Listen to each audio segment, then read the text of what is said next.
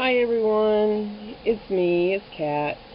I'm in a lot of pain. I had a bad fall today outside mowing the yard, but I'll survive.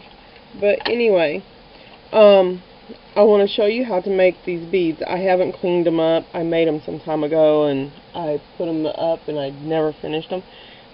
They're beads, and I got them out of the magazine Beads and Buttons. Actually, I think I seen them on TV. I don't know. I either got them out Beads and Buttons or I got them off of TV. Let me fix my light. Kind of like turn it away a little. I'm using my camcorder, so it kind of sucks. But you can add little rhinestones to them. This is a cane. The reason how come I'm blocking that out is because the light I'm using is very bright. Let's see if that helps out a little.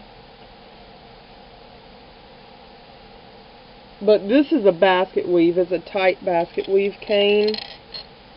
And this is just my marbling. A marble cane. You can't really see it that good. She's nuts. But, and this is scrap clay here, and more of the same. But what I'm going to show you how to do is how to put that little bit of shimmer on this cane, on this bead after I'm done. First, I always work on a marble. I do not use paper towels. I do not use plastic. I do not use glass. This is a $35 piece of marble. It stays cold and it keeps your clay cold and pliable. This is what I suggest to use, is a marble. You can get it cheaper, but I just like this one because it's so pretty and it's got shiny little objects. Oh, and I keep my scrap clay by color in Ziploc bags to keep them separated. And you'll need some scrap clay, and it's already been conditioned and everything. And I have a basket woven cane here. And this is how it looks. It's purple, green, with tad bits of yellow. Can you see that? Yeah, you see it better there. I'm sorry, I have to keep turning. And I got a needle, a smoother, and a pick. And I got a cup with polyflake. This stuff you can get at Hobby Lobby, and OMG, I love this stuff so much. I use more of this stuff than anything. This is awesome. It does wonderful. Like when you take it and you put it in your resin with just brown, look at what it does. It makes it holographic. And that's just by using this right here. But anywho, that's another lesson. Okay, now let's get on with this. I always keep my canes wrapped in plastic. It keeps them pliable and moist, and they don't dry out. And I have a very sharp tissue blade. It's called a tissue blade because it bends. And I have a roller in case I need it. But what you're going to do is you got to have a metal bobber, a metal one, because the plastic ones will probably melt. Okay, you've conditioned your clay. Just take your clay and roll it out. And this part you have to kind of like eyeball a little, and you got to take it. It's best if you don't drop it. And you got to add more clay to it as you go. And you'll see it pop through the holes. That's okay. That's just what I call the junk clay, the scrap clay coming out, and you're going to roll it between your two fingers to get it in there, like that. You see? And look, it makes that beautiful hour-shaped glass figure that we all wish that we had. But you know what? I hate to break it to you kids. Yeah, you're not going to have it when you get old. Not unless you pay for it from a doctor. But we can do this one or two ways. I got the tissue blade, as you can see. I trimmed off all those little nubs that had come through. You can pick those up. They're scrap clay. Stick them with your little pal over here. But you see how that does? You see? And then you just keep on working that the way to the shape that you want it. And smooth it out a little bit. You squish some through there again. Just take your blade, lay it even against that, like that. It's hard to do this and look to my right where my computer is. So, okay. Once again, just scoop it all up. I'll show you a good way I clean off my blade is when I use it. I take a piece of thick clay and I just run it down the sides, and it picks up all that excess clay. Lay that off to the side for now. You're done with this, so you look at it. It's the way I want it. So I'm going to set it right there. And what I'm going to do is I'm going to break out my cane. I'm going to lay my cane flat. I'm going to make it even flatter. Okay. You can see where I went a little happy and went at a slant. And you don't want to really do that with a good cane because you can distort it. Can you see it? Yeah. And you just take it by really thin slices. It doesn't matter how you cut this cane because that was a bad cut. So ignore that cut. I do have a slicer to cut this cane, and what I do is I would put it on there and I would just set my blade in the nook of it, because this cane I'm gonna, after I slice it up, I'm probably gonna have to trim it down to fit in there. And you just keep going. I think that's about it for the canes. I think this is the hardest part of the whole bead. And then you just take that cane. Cooperate with me! Lay it down. You see? This is what you're going to do all the way around. That's how come I say it doesn't matter if I did make a bad cut and stuff, because from the way I'm going, oh no, okay, that's on a part that's going to be cut off. But you see how that goes? And then you just take it and wrap it all the way around in there.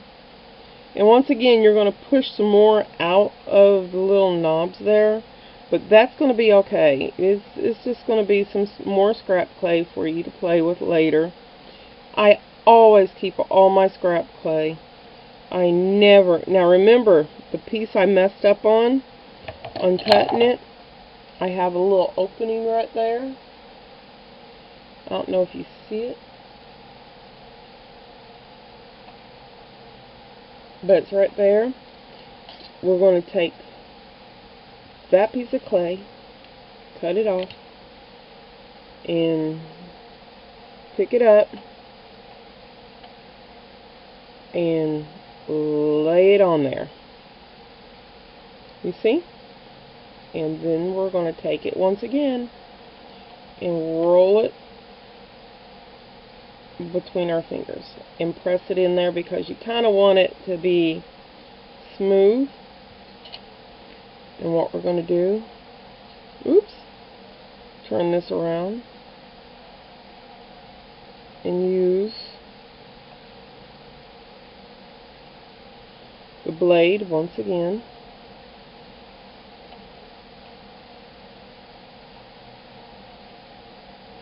But I had sent one of these to Valerie in her buddy box, and she was wondering what it was. Now, as you can tell, I moved my scrap clay over to the side away from this clay, because this clay is a peach that I had made. It's a peach color, and I really like that color, so I'm not going to take it and mix it in with any of my other colors. Okay. Now, you got your smoother, and you see where parts of it has kind of like where the lines were. That's fine. What you're going to do is you're going to come in here with your smoother and smooth it out. Like I said, this is just really a really fast tutorial. And sometimes you can take it and roll it like this, and as you can see right here, it's going to cut the trimmings off of where the silver part is. So just take your blade. That's how come I like marble. You can just take a blade very lightly, move your blade over it. Let me clean my blade off. Get your blade again. You spend most of your time actually cleaning off excess clay off of here than you would actually making the bead. But they're beautiful beads, and you can make so much. And they're really good for hemping. If you do a lot of hemp braiding and stuff like that, they're good for when you do your hemp blade, because you can take it, there's a big hole there. Or else if you do a lot of micro beads, like I like to work with the seed beads, and I like to do, when I make my jewelry, I like to work with the little, I'm talking the little seed beads that you have to have a .00 needle to work with. My needle's about the size of a hair, and it's called a split needle because you open it right down the middle of it. But okay, you roll it out some more, make it smooth. Okay, like I said, you're going to spend a lot more time cleaning the excess clay off that's going to be coming through the holes. Now, if you want, what I sometimes do, if I want to put like a crystal or something into the mist, well, into these little divots here, I'm not going to do all of these, but the smoother, you can take it and just put it in there, twirl it around. That's once you get the bead to the shape that you want it. Just take it, twirl it around like that. You see?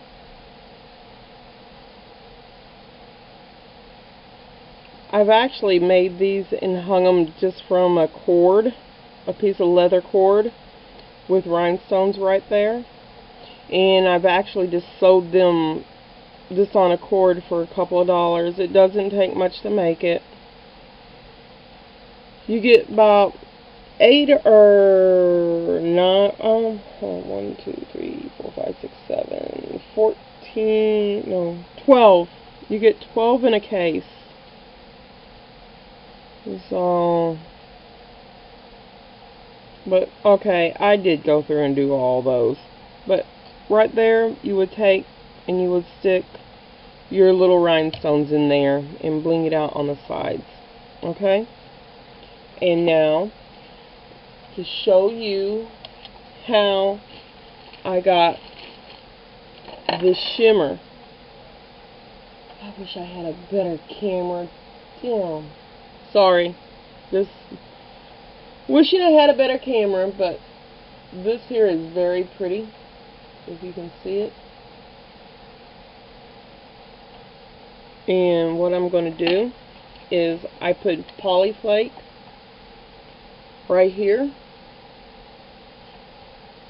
and I dropped it into this box. I'm going to just take this here, drop it in there. I know this makes it loud and obnoxious, but as you can see, it's in there. Just shake it around. Get your tool. This is what the needle's for, and you'll see.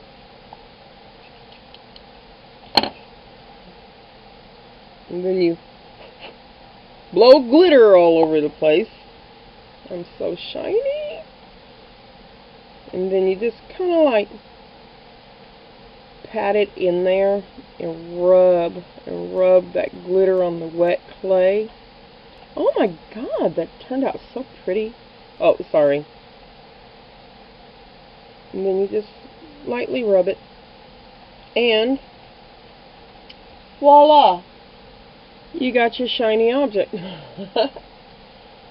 But you see? And it looks really, really pretty. And with this glitter, it actually brings out more of the color and stuff. But if you want, you can also go back and trim off some of those. I'm sorry, once I start doing something, I've got to critique it until I feel like it's right. I don't know why I'm like that. It's OCD. See, if you can't get something right and you gotta keep on going back and doing it, you always blame it on the OCD. So, I cut some of that off. Just stick your finger in there and tap it on there, and it'll look just as good. And that's your bead. So what do you think of it, George? I like it.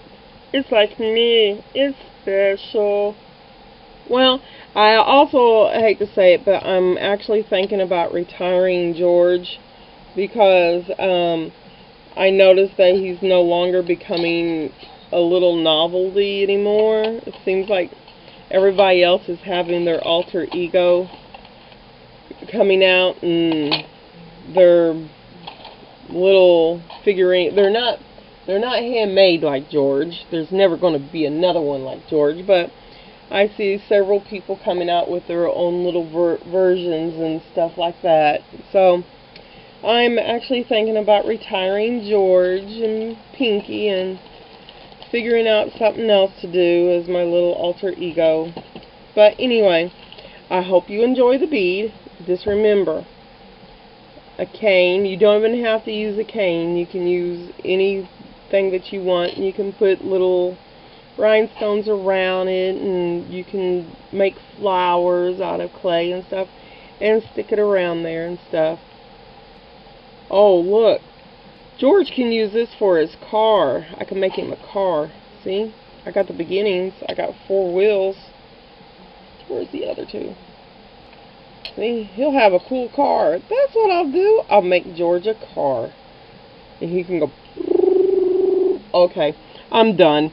ADD is bad when you got OCD and ADD and and every other alphabet in the ABC's list and catalog.